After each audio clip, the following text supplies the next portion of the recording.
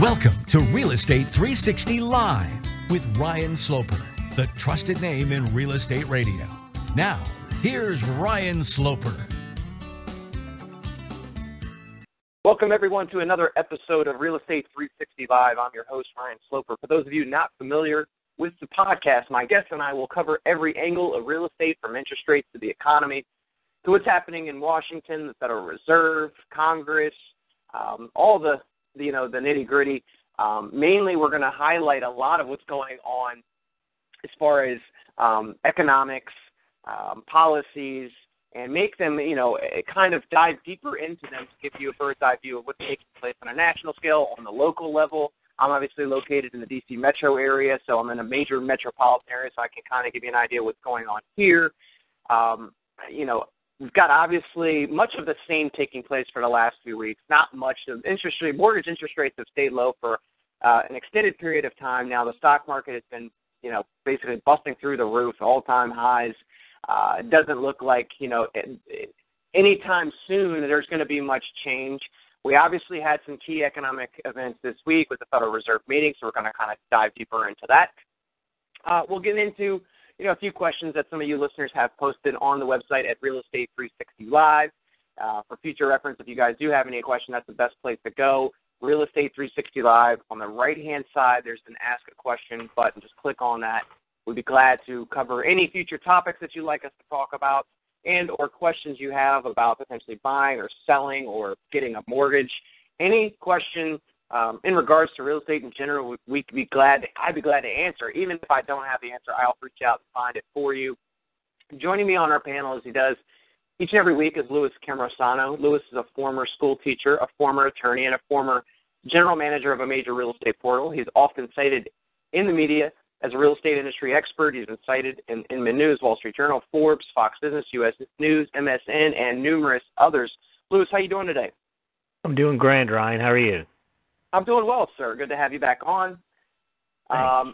So we kind of, got a lot taking place this past week. Obviously, we had the huge Fed meeting, so obviously we need to dive deeper into that. We also had the September National Home Builder Sentiment, 59 versus estimated at 56. This is, of course, they say the best reading since 2005. But it generally doesn't impact pricing or anything like that. But I just thought that that's interesting to note that all these numbers now. I've seen the headlines, Louis. I'm sure you have. I believe it was Redfin. They're expecting one of the strongest falls in in an extended period of time now.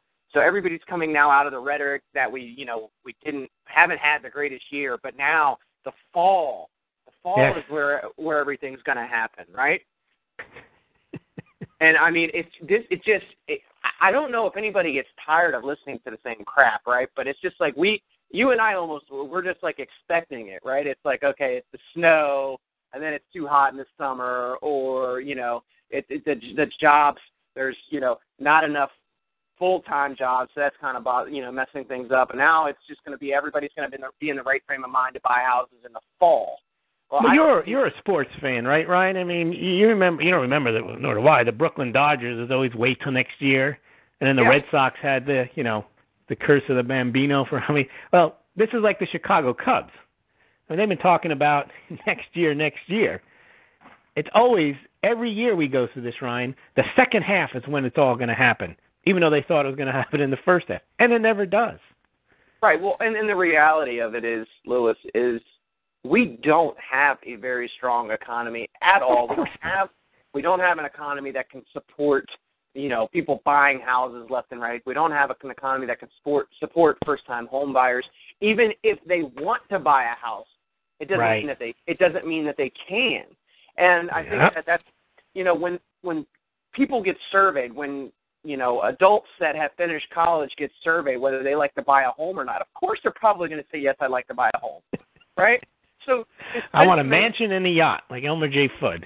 Yeah, I mean, the sentiment can remain high. People have hopes to do things, but having hopes and actually being able to are two different things. And I think that's, that's one of the biggest components to our entire economy right now, Louis, is that it's hope? That there's this hope that something's going to turn around, right? The fall, it's going to turn around.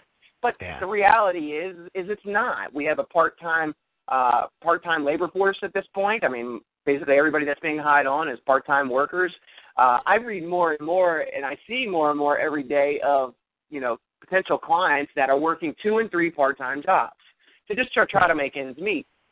That's not what you want to see in more of a stable economy. You want to but when people do that, Ryan, they call that job growth because that guy now has twice as many jobs as he used to have and half the money. Oh, absolutely. And you know what? I'm happy for those people that are willing to bust their tail and work 3 jobs to make ends meet. But the reality is that's not very sustainable, right? I mean, and part-time workers are one of the first ones that companies tend to get rid of when things slow down. And there's no benefits in part-time jobs.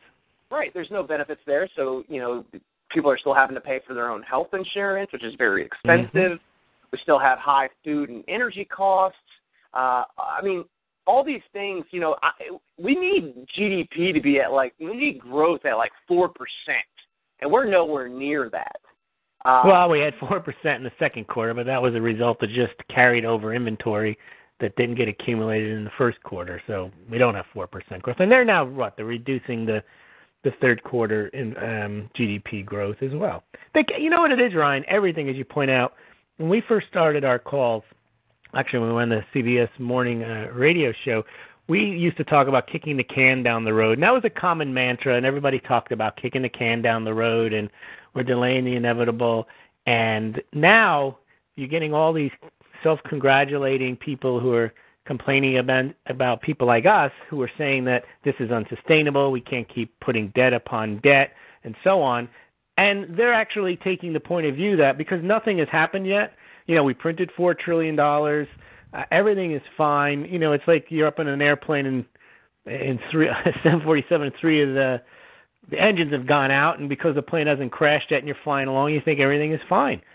We keep pushing out.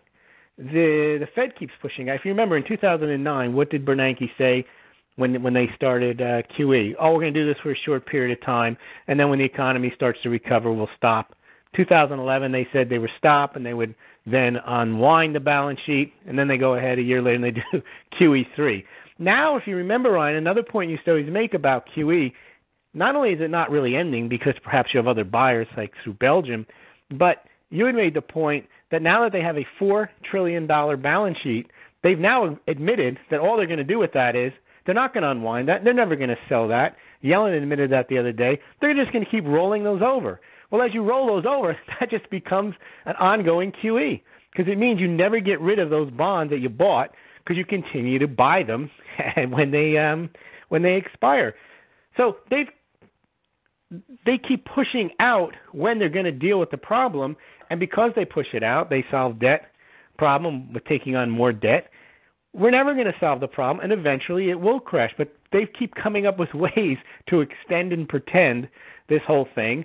And when the economic growth doesn't come, they say, well, it's just around the corner, and they keep piling on more debt and coming up with more tricks, but they haven't fixed anything. And people are patting themselves on the back because, as you say all the time, the stock market is higher, so everything must be fine. There's the proxy. Yeah, and the same stock market that these central banks are investing in, right? I mean, it's literally absurd. I mean, I can only. It's a farce, and it's really criminal. Absolutely, it should be self-dealing is what it is. Yeah, it should be 100%, fraudulent to be able to do something like that, to be able to manipulate markets to the point where, you can control whether the markets are going to go up or down. You can control whether mortgage interest rates stay low or stay high. I mean, it is literally just mass manipulation. And the guys that are in on it, which is all of Wall Street, the hedge funds, and everybody else, they're just riding the coattails of the Fed. That's all they're doing. They don't have an option. They can't even say to themselves, hey, I wonder if Amazon's going to have a great quarter or not. Because it really has less to do with what companies are doing and more to do with what is the Fed buying on that given day, right? What is central banks going to be buying and selling? What are they going to be shorting? Because what confidence do you have? You'd say you have no confidence in these people. You look at Janet Yellen, you listen to her, she puts you to sleep.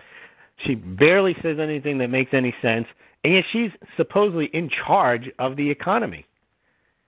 Instead of the people that are producing the goods and services, coming up with the innovations, you have to worry about You had to sit and listen to her yesterday talk about wholly accommodative monetary policy. She doesn't know anything. No. And yet she sits there and she talks as if, and it becomes self-fulfilling, because if you're in charge, what you say goes, whether you know what you're doing or not. And that's the real sad situation that we're in, that we have central banks around the world that basically determine the financial futures and economies of everyone in the world. Yeah, and it's no surprise that, because that's the case, that we are basically in quicksand, right? We can't move. We can't do anything because they thought that they could fix the problem by printing money. They thought that they could buy mortgage-backed securities and treasuries and just print your way out of this mess. And they proved time and time again that doesn't work. So when they realized that the stock market wasn't going to be doing so well, they said, we need to hop in here too. And if interest rates start getting worse, right, they'll create another program so where they'll go and buy more mortgage-backed securities to keep those interest rates low. Because if the general public just pays attention to the media, which everybody does, TV, radio, internet sites, and they see these headlines that continue to say that it's just an underutilization, basically, of labor resources. That slack. That the stock market's doing well, that, it looks like there's plenty of jobs coming along, but there's still room for improvement. And as long as the stock market's high and mortgage interest rates are low, we've got a great economy. I mean, it's crap. But Ryan, I want your take on the CPI number. So the CPI number was, August Consumer Price Index was negative 0.2% versus an estimated of 0.0. Year over year was 1.7%. versus an estimated 1.9%. Ex-food and energy CPI 0.0 versus estimated of 0.2, which means basically that there's very tame inflationary data, which is positive for bonds in general. I think it's a bunch of crap. Again, Lewis, these numbers, it's just a load of crap. I mean, it doesn't make any sense to me how there would not be, a lot more inflation than what's being shown. Price inflation. We know there's price inflation. They needed that, Ryan. Wasn't that a gift so they can say everybody was waiting to see whether Yellen was going to yank, or the FOMC meeting was going to yank the word that they were going to keep interest rates low for a considerable time after they stopped QE? Yep. And the problem with that is that puts them in a bind. If they take the language out, they're basically making a bold statement that the economy is ready to motor ahead and everything's fine, and we are going to raise rates. And then then they'd have to come up with an excuse not to raise them.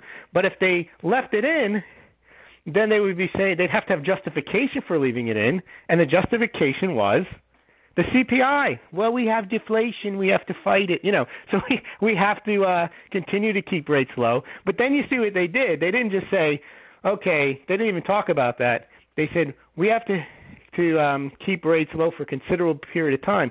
But then they added the classic thing to keep people off kilter is, but when we do raise rates, yes, really, when we finally get around to it, we will do it faster than you think we will. Yeah, and it won't just be, that's not going to happen. Right. They haven't raised rates in 6 years, and they know they can't raise rates. They figured out a way how to get out of QE and keep rates low, but the main thing has always been not just to print money, it's always been to try to keep rates as close to zero as possible for as long as possible to keep the debt scheme going. Yeah, and for those of you that are not familiar, so basically bonds, inflation is the arch enemy for bonds, right? And so what we have in mortgage-backed securities and treasury bonds and stuff like that, so when we get this low reading of inflation, it basically is going to keep, allow the Fed to continue with this policy to keep interest rates low. If that inflation number was ticking up and it was going up to, 2-3%, and all of a sudden they're going to say, oh crap, we don't have a choice but to raise interest rates because their policies are very, that's the main thing they have to do is fight off inflation, and the only way they can really do that is to raise interest rates. So they have to create these economic reports. Once again, Lewis, and I'm saying create because I'm saying manufacture, because I don't that any of They don't manufacture goods and services. They manufacture reports. Manufacture reports. They manufacture, basically money. The money. Dollars. They manufacture the stock market. They're doing what they have to basically be in control of the entire market because guess what? Nothing else is working. What they're doing is not working. It's just a mirage. It's working for them. They're printing the money up and giving it to themselves. Well, they're giving it to themselves, and who's getting fat and happy are the hedge funds and the banks and anybody right. that has access to the cheap capital. Everybody but the everyday average Joe. And that's why I always joke. People are always laughing at me, and I'm like, you know what? It would be better served if they would actually just, if they were going to continue to print this money, they should at least mandate that the banks have to lend it out to small business or do something with it other than give it to themselves. Well, there was, I think it was a Foreign Affairs or Council on Foreign Relations, one of those think tanks, so to speak, came out with a report saying print less but hand out more. Yep. And basically almost the concept of a guaranteed income concept. And the reason they like that is because it puts them in control. They give you what they think you need, and then they take the rest. Yep. And it's funny that left-wing and socialists, they like that idea. What they don't realize is it just creates a larger, a more entrenched oligarch situation, because they're now telling you, okay, you're going to get $50,000, and you think that's great. I only make $30,000 now, but that's it. You get $50,000, you never make any more, and then they erode that because $50,000 isn't really $50,000 when everybody has it. So you're probably making the equivalent of $20,000, but now you're guaranteed a life of poverty for the rest of your life. Yeah, and what happens, Lewis, when we actually have more live dollars in play? You know what I mean? Because what they're doing now is they're just basically unnatural. It's just money that's being transferred from computer screen to computer screen. If they were to give $50,000 to somebody on the street, now that cash is now infiltrated the system.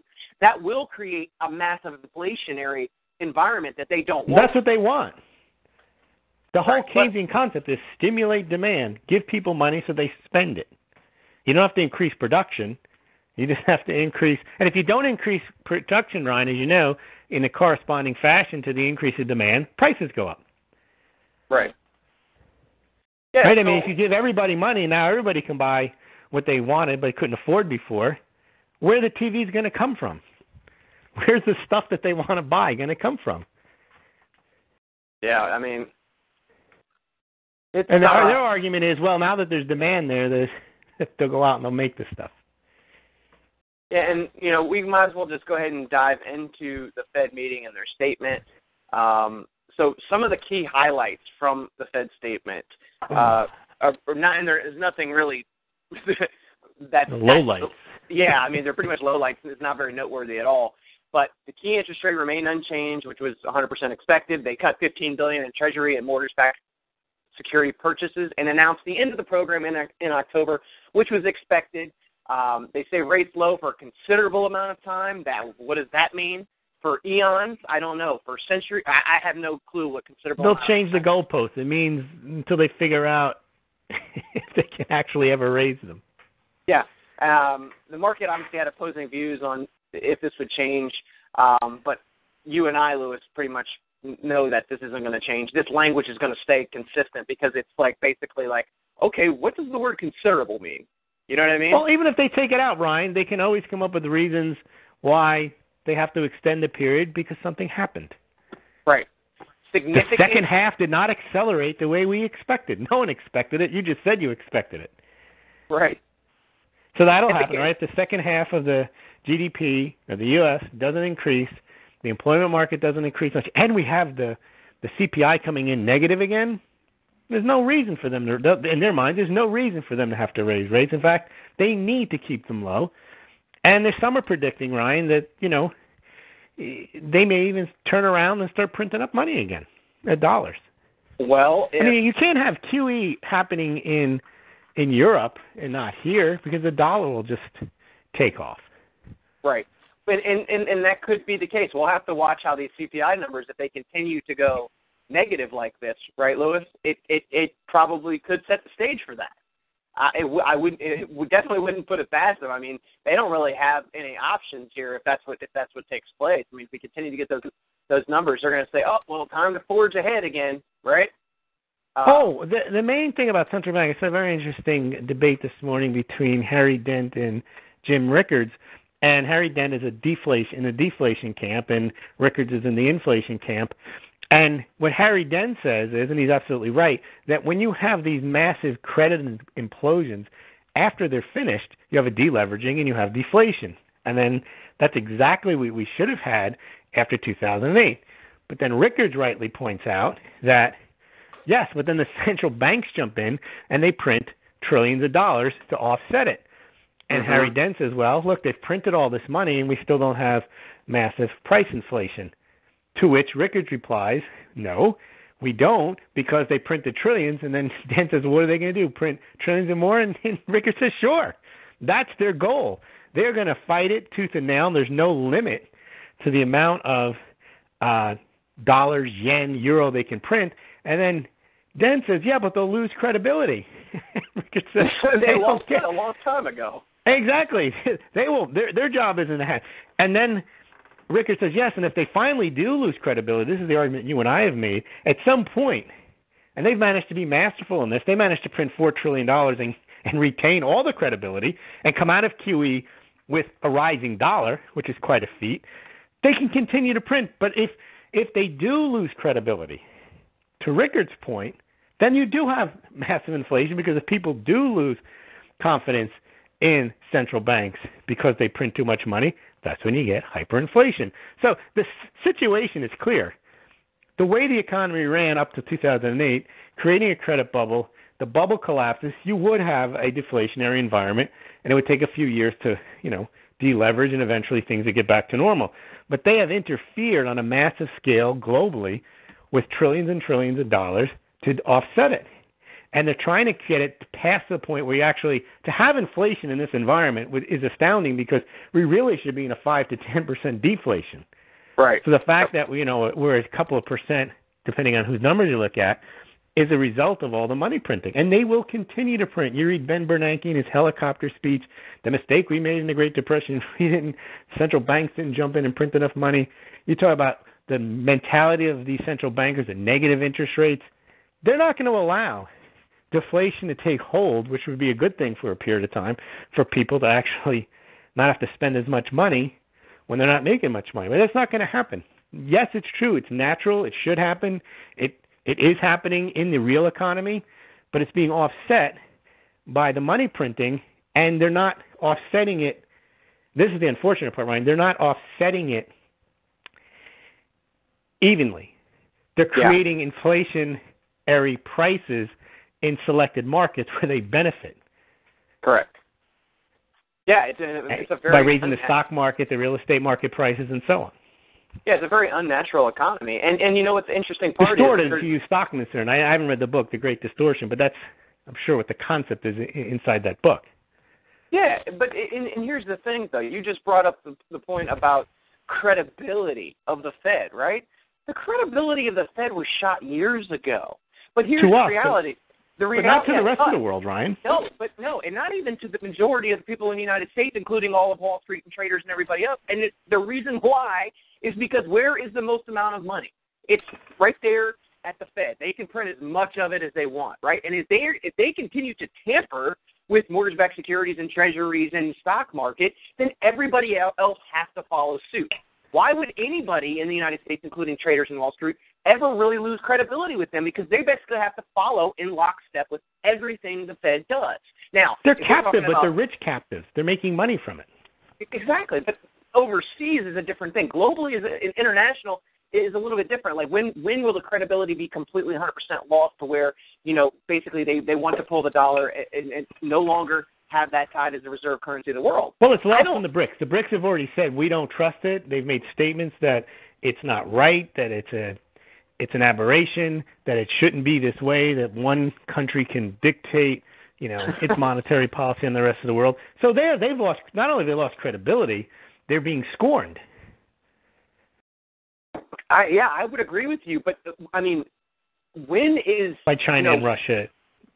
Yeah, but what is the ultimate thing that boils this thing over? I mean, it's got to be some sort of major international conflict, right? I mean, because this is just it's been going on for so long that I honestly feel like it's got to be something so big that really just the straw that breaks the camel's back, and it happens. But we've been pushing this, kicking the can down the road, and now we're pulling the quantitative easing back in. We're done with it now, And this round. This round, we'll call it something. We stopped quantitative easing before. I mean, that's why there's QE 1, 2, 3, Operation Twist, and so on. Well, and you know what will happen if they do it? It will not be called quantitative anything. It will be called something else because they will not have it tied to this program that they just wound down. It will be something some form of highly accommodative monetary policy. Well, and as she's got to put her own stamp on this, Ms. Yellen. Well, there's not much for her to put a stamp on. It's going to be exactly the same as what was taking place with her stamp is that she continued to wind down QE, right? That was Bernanke started it. Don't you remember? He did. Well, yeah, he started before he left. He said, I thanks a lot. I printed about $4 trillion. I got to be prudent here. I'm going to cut $10 billion before I leave. Janet, here you go. Well, there's not much that she can do. There's one comment she had. One of her answers during the press conference was considerable time is highly conditional and linked to the assessment of the economy. So read between the lines, the Fed is not telling the market that they're guaranteeing any time frame for the first rate hike, right? Like we could do whatever we want is basically what she's saying, and we will. Oh, we know they will. And those economic reports that are manufactured, they'll be manufactured in a way that will give the Fed that leeway to make decisions however they see fit. So and the CPI numbers come in and they're lower. Hey, we can come out with another alternative printing money scandal here and start to drop bags of cash from there. Who knows? But it's honestly like when you and I started this show, Lewis, years and years and years ago, we were talking about this. And we were like, this is basically just a dead end, right? There's nothing. They're getting closer and closer and closer to the cliff. And at this point, it's so far gone. And it's proven that this meddling in the market is very disastrous. Like, it doesn't do anything.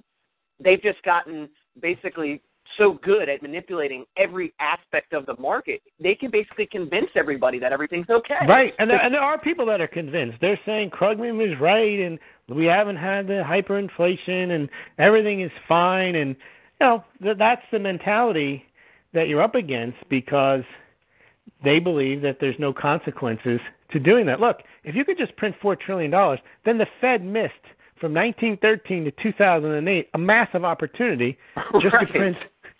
They could have printed $400 trillion by now. I mean, they got to make up for lost time. If it's that easy, that's all you have to do. Anyone could be the Fed chair too. Yeah, there's not much to do but push the button, right? Right, exactly. Print, and then you take your finger off the button, and you put your finger back on it, and then you double it, and then you convince the rest of the central bankers to do the same. Yep. Well, you know where that leads. That's just piling debt upon debt and hoping the debt goes away. It just gets bigger. And, it's probably sometimes like the worst thing in the world to do is to ever get into a debate with an economist, right? Because they're just going to spew all these, different formulas. And you know what, Ryan? They're not economists. See, the way I define an economist is somebody who studies how markets work. What economists are today is how to interfere with the economy to try to get a result that you want and then insist that that's economics. Yeah, I agree. That's not economics. That's like saying surgery is biology. Yeah, no, surgery is you going in there and trying to change the structure of someone's physical makeup. That isn't biology. Well, how many of them? And the thing about economists is, unlike a surgeon who's prudent, they don't operate 24/7 on a patient, on a person. It's only when it's necessary. And even to give Keynes credit, he was not in favor of 24/7 decades worth of stimulus. His point was you used monetary stimulus as a last resort when there was slack in the economy, and then when it improved, you pulled it back. Yeah. These guys have taken it to mean, well, the problem with that is once you start, it's hard to unwind, and that's what they're actually finding out. Mm-hmm. Bernanke said in 2009, we were going to stop this once the economy began to improve. Well, that forgets the fact that you printed this money up, you've bought all these bonds. What are you going to do with them? They're coming due. Well, you just keep buying more. And that's you got the to roll them over because who's going to buy them? Right. The only way you can keep rates low is by continuing to play games to keep rates low because the market naturally ebbs and flows. They don't want any flows. They want ebb. They just want the rates to stay low because they can't afford to pay higher interest rates. The United States government can't afford to pay higher interest rates. That's the biggest point right there.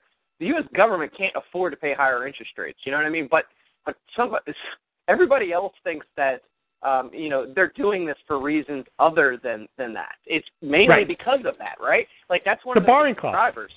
Yeah, if interest rates were like 4%, we would have major issues. They'd have to continue to start. The printing press would open right back up, right, Lewis? It opened right back up because they'd have to start pulling money from somewhere. There's only one place to get it, and they'd have to continue buying all those treasuries all over again. It's such a predictable cycle at this point because there's nowhere to turn. Nobody's going to actually budget. Budget doesn't exist. The government basically. They're the only ones that can basically be allowed to not, go into a bankruptcy situation just because they have the printing press. That's why they had the debt ceiling. They've got rid of that now too. That was a hindrance. Yeah, they had to get rid of that. Remember they blew through it. They always voted to blow through it every year anyway. But that was so political, though, Lewis. Like that was, you know what I mean? That created that whole political firestorm over, people were holding people's jobs hostage, right? Hostage, right? I mean. And so that had to go away. Because that was like, oh, that's going to affect us for the next election. We can't be seen as the person that's taking people's jobs away, right? So the debt ceiling's now gone. We're not going to talk about that for another 20 years. There is no debt ceiling because the view is anytime, even the Republicans who claim they like to cut spending, they don't. They want to cut the spending that the left wants, and they want to cut the spending that they want. And they also don't want to cut some of the spending that the left wants that their constituents want. So either party, in order to get elected, is going to have to promise stuff or is going to be beholden to a lobbyist or a group of voters to get them stuff. And the only way they can get stuff, they're not going to go out and work for it. They're going to have to go and take it from somebody. And they know if they try to take it from somebody other than the millionaires and billionaires, there'll be a revolt. You can't tax people that aren't making money 40, 50, 60%. So what do? They look to the Fed and they say, this is great. We'll pretend we're against rising deficits. We'll pretend. But if the Fed can fund the deficits, that's great, and can fund them at low interest rates, I'm going to get reelected because I can promise my constituents what I want. The Democrats can promise what they want, and everything is fine. Someone will pay, but it's not us. And as you mentioned, what does it matter whether it's $4 trillion, $10 trillion, $100 trillion? You know what I mean? It doesn't matter because it's just numbers. It's just numbers. They could care less what those numbers mean or represent, right? It's just numbers, and then they can continue to print. They can, as long as they can cover it and they have a low interest rate environment, it doesn't matter. And put it in your circumstances, Ryan. If you had a credit card bill of $20,000 and you didn't have a job, would you stop using your credit card if you had a limit of 30? Of course not. Why? You're not going to pay the 20. As long as they're willing to lend you, see, at least there they won't lend you any more than 30. Yeah, but here you can spend as much as you want. Well, it's no coincidence, Lewis, that I told you that all of a sudden, it's like these subprime auto loans, and now all of a sudden these credit cards that are coming out with like 30+% interest rates that, like, literally, like, they're willing to take risks and lend people money because basically they're borrowing money at next to nothing, right? Right. And if they can lend that out and take the risk to lend to somebody at 30%, then they're making huge returns. They're willing to take risks on credit cards and auto loans. Now, a mortgage is a different situation because guess what? They don't want to make 4%. Right. But did you see the numbers on consumer spending were up due to excessive credit on autos, spending on autos, subprime autos, and credit cards.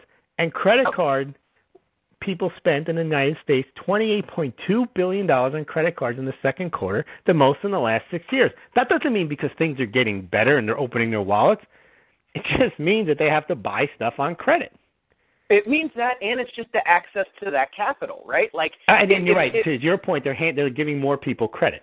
Right, and that's where. But typically, when people are giving access to that capital, they don't just let it sit there. They take advantage of it, right? They don't care. They don't see that it's 25% interest they're paying. They just know they have access to $10 more grand than they did yesterday. So what does that let them do? That lets them run out to Home Depot and go buy $5,000 worth of stuff that they can worry about paying over the next 5 years. So, but you see, that's the culture that was created during the last boom and bust cycle, right? When everybody was able to continue to refinance their home and buy a boat, buy a second home, buy an investment property, continue to leverage, that asset, that one asset in the house they had until everything went busto. And then they were like, oh, crap, I don't have any more money. I can't refinance anymore. There's no more no-doc loans. Where am I going to get money from? Right. So now it's a credit card, auto loan, and student loan bubble, because those are the three areas where you can still get credit to buy stuff overpriced that you don't necessarily need. Absolutely. But you can't do that with housing. They've clamped down on housing. Yeah, and that's why the housing has become back page news, as you and I talked about, because there's nothing really to hang your hat on. They can't be like, hundreds of millions of people are taking advantage of low mortgage interest rates and buying houses this month. Nope. We're not gonna see that, but they can say, oh, look at how much consumer spending, how much, access to credit cards and auto loans and all this. They can push it over. More people are going to college now than ever before. We have more people going to college now to get out and have 3 part-time jobs to then go and take out subprime auto loans and credit cards, right? Yes. There you go. That's how that works. As long as they can create a debt, someone who is indebted and is actively taking on more debt, they've done their job. You're right. You go to college, you take on debt. You graduate, you have any money, you get a car loan, you get a car, you drive around, you drive to the mall, go on Amazon, and you buy stuff on credit. There's the old saying, keeping up with the Joneses, right? Like, and always, buying stuff. But you got to live. You got to live at home with your parents to do that. But I think that in today's economy, though, Lewis, like I honestly feel like people's incomes are just enough to get by with, right? So, they're actually taking that access to credit and maybe going on a vacation or something like that. Like that's probably what they're doing, because otherwise they wouldn't have the means to be able to do that. Now, am I faulting those people for doing that? Heck no. You know what I mean? I mean, they only live once. I mean, if you die tomorrow and you never get to do anything you want. But at the end of the day, like that's the only way that most people right now are able to do anything is if they have access to that capital. Otherwise, they can't do anything. They're sitting at home trying to find out if they're going to have enough money to cover their groceries for that month. And my biggest problem with economists and everybody else, they can throw numbers and formulas and statistics. They can throw all that. Do they go to the grocery store? Do they buy the same food that we do? Do they go to the gas station? Are they looking at what their monthly energy bills are? I don't think they are, because if they were, that basic information that you gather just from going to the grocery store, looking at your utility bills, it would tell you that a large amount of money going out is right there. And then we haven't even talked about somebody's rent or mortgage if they have one. I mean, we're talking health insurance. I mean, we'll probably be at a 75% of debt to income ratio by the time we get through just a couple things. Right. So disposable income is non-existent, and they can call it whatever they want, underutilization of labor, whatever. I could care less what they want to call it. But at the end of the day, it's just a freaking terrible economy. It's terrible. And there's not much that they can do because it's so far gone. They can print money out. They can do whatever they want. But these big companies are not going to be hiring. They're going to continue to basically outsource, right? They're going to continue. They're going to continue to do that, even for high-level positions. I mean, I've read. What about smaller companies? They're not being created. Well, they're the ones who create the most of the jobs. The large companies are losing jobs. Normally, if that happens, the smaller companies pick up the slack and create the new jobs. Yeah, and you know what? And typically smaller companies could do that, but with the economy not being what it is, and they don't have access to capital to grow, right? You know what I mean? Especially if they're manufacturing a product or something like that, that means they would have to have a line of credit to potentially get off the ground to be able to get those products made out in front.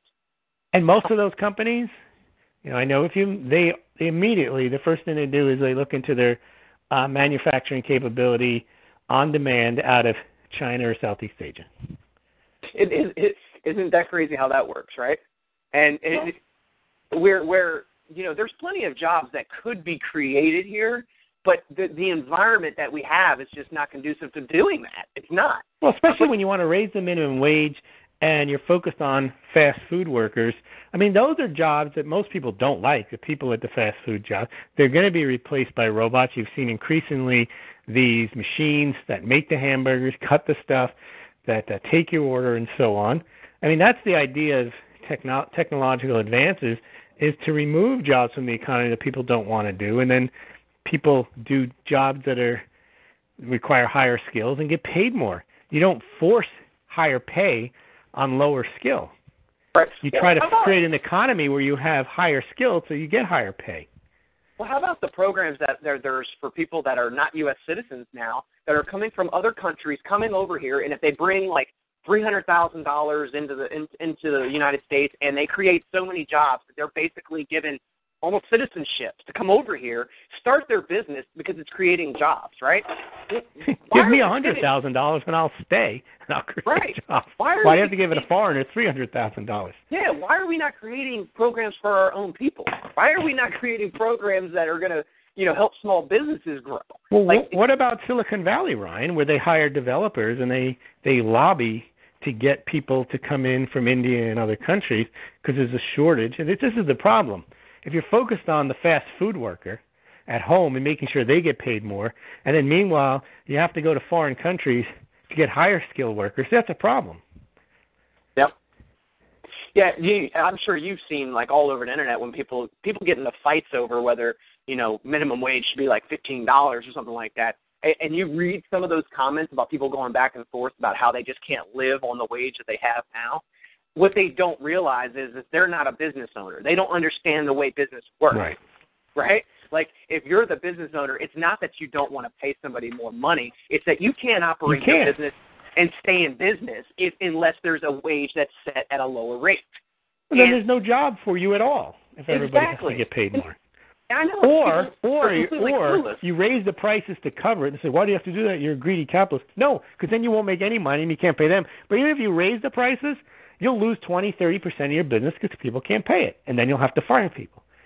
It's unnatural. You cannot create a market. You can't interfere with the market dynamic just because you want to get a result, because for every action, there's a reaction. It's just like you just can't print $4 trillion and expect everything to work out. Well, you and I always talk about college and how this is like one of the biggest scandals around now, because this is what conventional wisdom will tell you, is that you get out of high school, you go to college, and you may be going to college for 4 years, and then maybe another 2 years, and maybe another 2 years after that, because you can't find a job. But the reality is that in high school and middle school, Louis, nobody's teaching kids anything about business and being an entrepreneur and how these things work and how, in order to run a business, you have... How would the teachers know anything about that? But they wouldn't, right? And that's because the curriculum is made up of people that don't really necessarily care about the future of where that student's going. They're just being handed off to the next teacher for the next year. You know what I mean? Like, it's going to go, you're going to learn something a little bit more advanced next year, a little bit more advanced. But they're never talking about a checkbook. They're never talking about credit cards. They're not talking about auto loans and interest rates and mortgages and how all these things work. And that's why people come out clueless, like literally. But now, if you actually wanted to, your kid could learn everything. You could teach your kid everything you wanted to. While they're in middle school and high school, they'll probably know more than all of the kids that have master's degrees just by going on the internet and paying attention to basic business skills. I mean, there's business schools out here you can pay a few grand and learn everything you want to learn. But it's a shame that people are ignorant, especially in today's when there's access to information. It's funny. It's because they don't access information to learn. They access information to entertain. Correct. There's nothing wrong with entertainment, but entertainment's supposed to be a small percentage of your leisure hours. Supposed to be a small percentage of your time after you've worked and learned and worked. Cool. But instead, we've got it reversed. Yeah, I was reading you try to spend as much leisure. There's nothing wrong with that. If you actually produce enough in an hour or two a day to have leisure, great. But if everything you have is leisure because you're getting stuff paid for, there's a problem because someone has to produce the goods and services to entertain you. Well, you bring up a great point, too, because the same people that are complaining about what they're getting paid, right, are the same people that are on Facebook, that are flipping through Twitter while they're at work, not doing work, not being very productive. and then wonder why their job just turns up and it disappears in a month or two, right? Well, what about if you're on strike for 6, 8 weeks, 10 weeks? Oh, I mean, you would have made more money at the lower wage staying at work. Well, rationale's not there, and that once again that just goes back to following the herd, right? I mean, it's not, and that's the thing. It's just this is a cultural thing. I mean, it's just been passed down and passed down and passed down, and it's an entitlement mentality. It really is. It's like, well, how do you expect me to live on this? So it's not their responsibility. It's somebody else's responsibility because they've asked the question. Now you have to answer it. How do you expect me to live on this? Instead of how do I live off of this, and what do I do to make sure that I can live off of this? Right. Yep.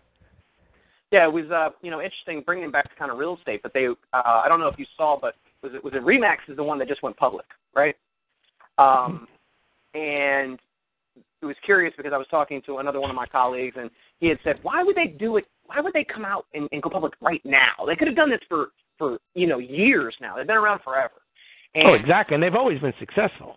And they've always been successful, but one of the interesting comments about it was that Remax is basically going to go on this hiring spree to basically hire as many agents as they possibly can, mainly, once again, back to like part-time real estate agents, Louis. And it's no coincidence because of where the economy's at, everybody thinks that they could just hop into real estate and be successful because there's these huge commissions to be made, right? Yeah, so sure. Once again, and think about it, National Association of Realtors, Virginia Association of Realtors, all the local associations, they make money. There's really a low barrier of entry to become a real estate agent. You take a test and you get a license about 30 days later. And then all of a sudden you got to pay dues to National Association of Realtors, your local association. You got to pay for the MLS. Everybody's getting rich. Remax, if they create a brokerage and you only do 1 or 2 deals a year and they make 50% of your money and they hire a couple 100,000 agents across the United States, they're actually setting up to take advantage of this part-time economy and for people that might pull a deal or two here and there. Good point. That's a good point. I mean? It doesn't cost them anything. The Remax model doesn't cost you anything. No. I think they make even close to I think you make more the Remax, though, person, because they don't give you any support. They give you the brand name, that's the support. Like, they don't give you leads. I don't know if they give you a website, but if it does, it's not that expensive. They're not. People need to know, most people don't know this, Ryan, that real estate agents are not employees of real estate brokerages. They're independent contractors. Correct. So basically, the real estate broker views the independent I don't care what they do, whether they make money or not, whether they spend money on their marketing or they don't spend money. All they care about is, if you get a deal done, I want my piece. Yep. I want my 50%, 60, 70, whatever the commission split is, that's what they want. It's really no skin off of their nose to hire a real estate agent because they don't pay salary, they don't pay benefits, they just get. Yeah, they have no expenses. They don't have to pay benefits. They have overhead in that they have to market to attract the agent, and they probably give them a desk space and so on. But their cost to have an employee isn't much. And generally, if someone doesn't produce at least the minimum, they can get rid of them. Yeah, it's almost a no-lose situation. It's not like if you and I hire an employee and we pay him 50, 60, 70 grand, it doesn't work out. You're out 50, 60, 70 grand. Right. You hire a real estate agent, he doesn't produce, or even if he produces one deal, he's paid for himself. 100% he's paid for himself. And what's interesting is what happens to the real estate industry in general. The quality of real estate agent goes down because it's becoming saturated with part-time real estate agents. That's true too. You know what I mean? And this is what's going to be taking place over the next few years because of the whole part-time worker mentality, and everybody's looking for another job. Well, typically, where do people flock to? The areas of least resistance. And real estate just happens to be one of those. If you actually read, Lewis, there was an article by Brad Inman with Inman News basically talking about the quality of agents and why, there needs to be more done to basically make it a little bit harder for people to just get a real estate license, and the quality of agents has gone down. Won't go for that. NAR won't go for that because NAR wants as many agents as possible so they maintain their political power. That group is designed to just like the teachers union. They're not trying to improve the quality of teaching.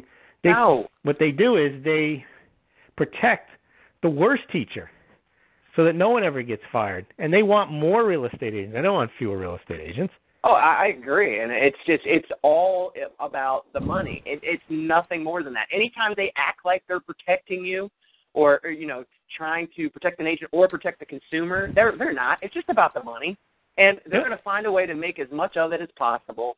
And you know, it's sad. That's kind of where we are in general as, you know, a country, as an economy, and it's rampant in every industry pretty much. Not about the service, and then from the service, if you produce a good and service and you produce it at a good price and a good quality, you get paid. It's about, no, I'm going to get paid no matter what, and I'm going to find out a way to get paid irrespective of whether I produce the goods. Correct. Like school teachers unions, they get paid whether the kids do well or not. It doesn't matter. Yeah, and then there's no free market there. They're going to get paid no matter what, and they're going to make sure they get cost of living irrespective of performance. Which when you think about it, what incentive does a teacher have to really be the best, right? No, what incentive does the restaurant? If you could do that in the restaurant business, you would just put the crappy food on the table and say it's $12 a platter.